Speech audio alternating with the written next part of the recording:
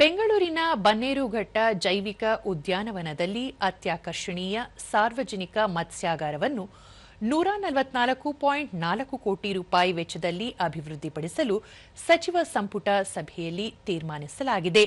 ವಿಧಾನಸೌಧದಲ್ಲಿ ಮುಖ್ಯಮಂತ್ರಿ ಸಿದ್ದರಾಮಯ್ಯ ಅಧ್ಯಕ್ಷತೆಯಲ್ಲಿ ನಡೆದ ಸಚಿವ ಸಂಪುಟ ಸಭೆಯಲ್ಲಿ ಸಾರ್ವಜನಿಕ ಖಾಸಗಿ ಸಹಭಾಗಿತ್ವದ ಮಾದರಿಯಲ್ಲಿ 30 ವರ್ಷಗಳ ಅವಧಿಗೆ ವಿನ್ಯಾಸ, ನಿರ್ಮಾಣ, ಹಣಕಾಸು, ಕಾರ್ಯಾಚರಣೆ ಮತ್ತು ವರ್ಗಾವಣೆ ಆಧಾರದ ಮೇಲೆ ಕಾರ್ಯಗತಗೊಳಿಸಲು ತೀರ್ಮಾನಿಸಲಾಗಿದೆ. ಸಭೆ ಬಳಿಕ ಸುದ್ದಿಗೋಷ್ಠಿಯಲ್ಲಿ ಮಾತನಾಡಿದ ಕಾನೂನು ಮತ್ತು ಸಂಸದೀಯ ಸಚಿವ ಎಚ್.ಕೆ. ಪಾಟೀಲ್, ಮುಖ್ಯವಾಗಿ ಅಕ್ವೇರಿಯಂನಲ್ಲಿ ಅಕ್ವೇರಿಯಂ ಮೀನುಗಳು, ಸಿಹಿ ನೀರು, ಸಮುದ್ರ ಹಾಗೂ ಉಪ್ಪು ನೀರಿನ ಜಲಚರಗಳ ಆಕರ್ಷಕ ಪ್ರದರ್ಶನವನ್ನು ಏರ್ಪಡಿಸಲಾಗುತ್ತದೆ.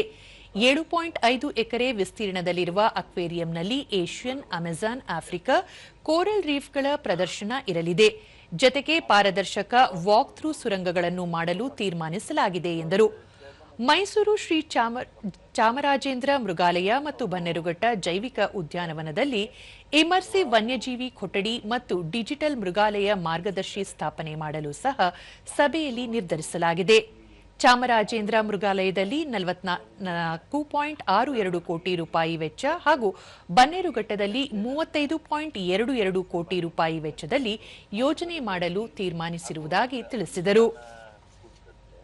ಶಿಫಾರಸು ಮಾಡೋದಕ್ಕೆ ಸಚಿವ ಸಂಪುಟದ ಉಪಸಮಿತಿಯನ್ನು